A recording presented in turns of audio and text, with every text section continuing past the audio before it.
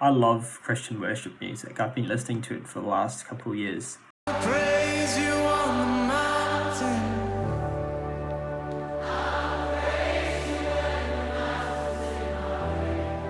And there's something about the music that is just so heavenly. It's just so beautiful. And in this video, I'm going to talk about why I love worship music so much as a non-Christian.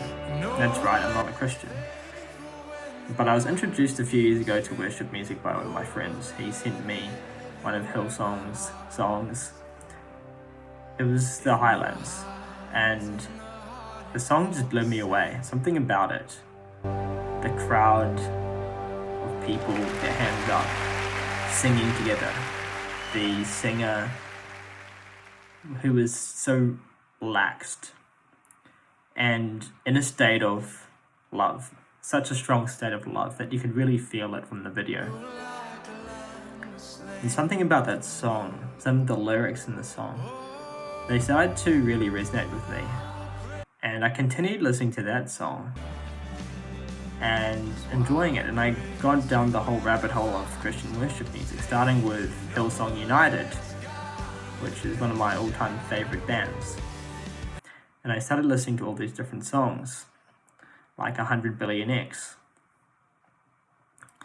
And lyrics in it like, when all your failures disappear. And when he says that, and he's Benjamin Hastings is saying that, and he's speaking to the crowd, and he's like, yeah, and everyone's like, yeah, and everyone's like, yes. And as you speak, 100 billion failures disappear. Hey! Where you lost your life, so I can find it here. And if you left the grave behind you, so will I. That is when all your failures disappear. And every time I listen to that, it triggers or evokes the same type of thing in me, which is letting go, releasing the failures, releasing all those things that you hold so closely and criticized yourself for, blamed yourself for, just to letting go of that. And just that lyric was just so beautiful and showing that. Now, music is something that these days there's a lot of songs that don't have great lyrics, that don't have great energy, don't have great intentions behind them, put it simply. Whether nefarious or not. You can think of WAP, which is one of the most popular songs of like 2022 or something like that. And you might be wondering, what has society gotten into? And so for me, I've always enjoyed songs that had some meaning behind it.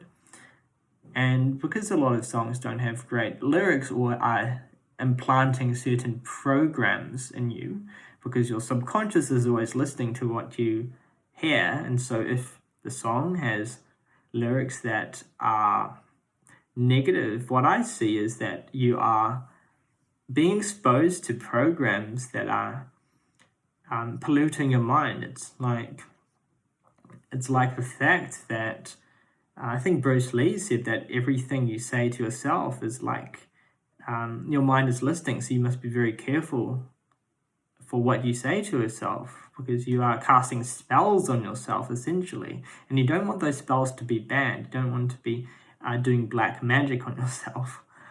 Now, moving aside, you get the idea, right? Most songs these days don't have that level of heart behind it, but worship music, I find, generally does. There's this beauty to it. There's this grace to it. There's this aspect of putting yourself aside and seeing a higher source, seeing a higher power. Whether you believe it or not is irrelevant, but it's the act of tapping into your heart and trying to share that gratitude and that loving spirit to the world. And whether you do that through the metaphor of a character like Jesus, or a character like, and when I say character, I mean the characterization of this person that I believe existed. But it's through this medium that many Christians are able to tap into what Jesus taught, which is that heart, which is that love, that unconditional love. And so Christian worship music and religious music in general, but especially worship music, which I'm talking about in this video, is about tapping into that, and it's about being grateful. One song I also like is the song Thank You. It's just, really nice to hear the words thank you for this, thank you for that. Now, if you've practiced like gratitude practices, you might, be used to this idea of, thanking, being grateful for what you have.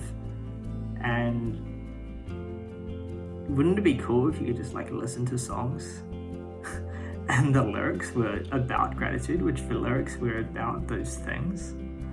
That would be cool, wouldn't it? Well, that is Christian worship music. And I think a lot of people are turned off by it because they hear the Christian, they think it's like brainwashing programming. And Christians have a bad rep in society these days. Like Hillsong United makes such great music, but the fact that it's a Christian song means that a lot of people that are not Christians would hear it and be associated with a certain group, and so it's not their group, not what they can listen to, or even they would have aversions or dislike the idea of a Christian band, it's some sort of cynicism would come out. But for me, I've always been open to listening to different music from different cultures, ethnicities, and even religions, and exploring those. And worship music is something I deeply love and enjoy listening to. So if you enjoy worship music, let me know your favorite songs below, and let me know what you think of this video.